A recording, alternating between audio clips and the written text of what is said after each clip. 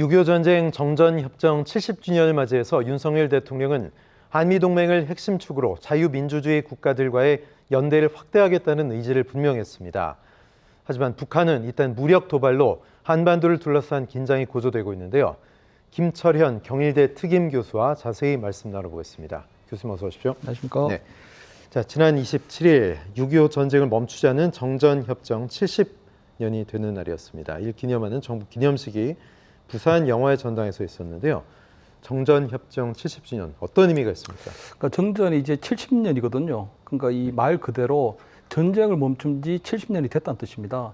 지금은 이제 참전 용사들도 한두 번씩 많이 돌아가시고 네. 뭐 전쟁의 기억들이 많이 희미해지고 있지만 엄밀하게 얘기하면 1950년 6월 25일 북한의 남침에 의해서 전쟁이 시작됐고 3년여를 끈 뒤에 7월 27일 날 이제 이 정전이 맺어졌거든요. 그 사실은 정전이고 휴전이기 때문에 언제 터질지도 모르는 희화상과 같은 겁니다. 이번에 그 7월 27일 이 기념을 하는 데 있어서도 남과 북의 태도가 굉장히 극명하게 갈렸습니다. 북한 같은 경우에는 그 남침에 이 지원했던 러시아의 국방장관 그리고 중국의 고위 간부가 참여해서 또 신형 무기들을 이 열병식에 보이면서 네. 굉장히 호전적이고 적대적인 모습을 그대로 보여줬습니다. 하지만 우리 같은 경우에는 이 우리나라를 도우러 온 첫 부대인 스미스 특임 부대가 상륙한 부산에서 윤석열 대통령이 유엔군의 피 묻은 군복 위에 우리나라의 번영이 있다고 말씀하면서 22개국 참전국에서 온 그 노병들을 입구에서 영접하고 최고의 예우를 다했거든요. 이 두 네. 가지만 보더라도 이 전쟁을 대하는 이 남과 북의 태도가 극명하게 갈리고 있다. 그리고 극명하게 갈리고 있고요. 그래서 누가 지금 전쟁을 원하는 세력인지 네. 그리고 평화를 원하는 게 누구인지 분명하게 갈린 것 같습니다. 네, 정전협정 70주년을 평가하는 여야 시각도 극명히 갈리고 있는데 국민의힘은 북한의 비핵화 또 도발을 중단해라 이렇게 강조하고 있고 민주당은 새로운 한반도 평화 체제 구축의 필요성을 역설하고 있습니다. 정치권 메시지는 어떻게 보십니까? 그래서 뭐 다른 것 같지만 저는 똑같은 메시지라고 네. 봅니다. 왜냐하면 이 국민의힘에서 얘기하는 북한의 비핵화 그리고 군사도발 중단이라는 것이 네. 결국 야당에서 얘기하는 한반도 평화 구축의 선결 선제 조건이거든요.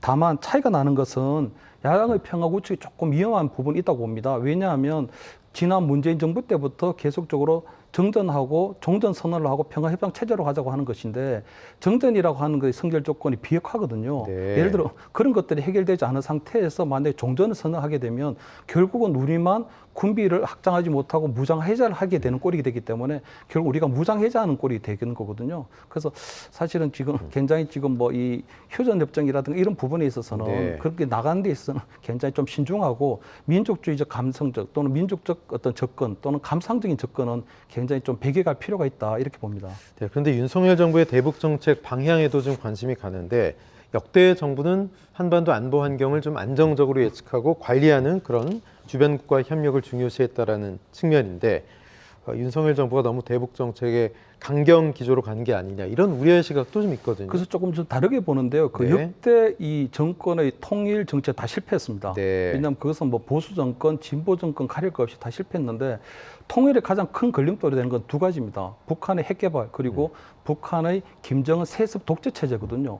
근데 그동안 보면 북한의 핵 관리가 실패했기 때문에 화성 17호 그래 지금은 이제 화성 18호까지 나왔는데 화성 18호형은 얼마나 위험하면 고체류를 주입하기 때문에 이 주입하는 시간이 짧고 두 번째는 텔이라고 해서 이동식 차량으로 돌아다닙니다.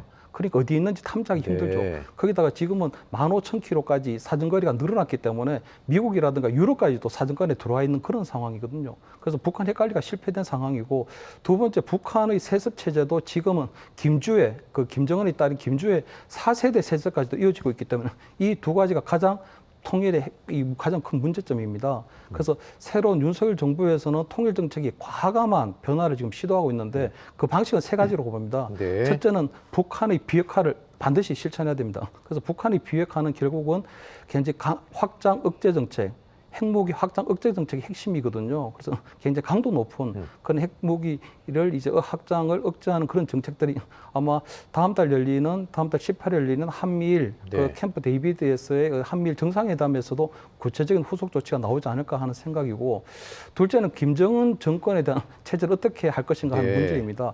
과거에는 김정은 참수 작전이라고 해서 티크 나이프라고 하는 부분들이 굉장히 그 적극적으로 검토가 됐었거든요. 그 최근에 보면 그 민주당의 서른 의원의 전 보좌관이 티크 나이프와 관련된 그 긴 군사 기밀을 취득해서 유출했다는 의혹이 있습니다. 예. 그래서 김정은 체제에 대해서 어떻게 할 것인가 하는 부분. 그리고 세 번째는 북한의 민중에 대한 부분입니다. 왜냐하면 과거 우리 세계사를 보더라도 민주화되는 과정에 있어서 가장 중요했던 것은 그 나라의 민중의 어떤 깨어있는 부분이었거든요. 그래서 북한 민중을 신민중으로 개화하고 계몽하는 부분, 그런 것들이 굉장히 중요한데, 아마 지금 이번에 김영호 장관이 통일부 장관이 되고 난 이후에 네. 아마 그런 방향으로 북한의 인권을 개선하고 북한의 비핵화를 이끌기 위한 어떤 북한의 정세 분석이라든가 이런 부분들에 좀 더 초점을 맞추고 있기 때문에 조금 과감한 변화가 있을 것으로 그렇게 저는 좀 예상합니다. 네, 다음 달 18일에 말씀하신 캠프 데이빗 한미일 정상회의 어떤 내용이 논의가 될지 좀 중요한 삼국 협력 강화의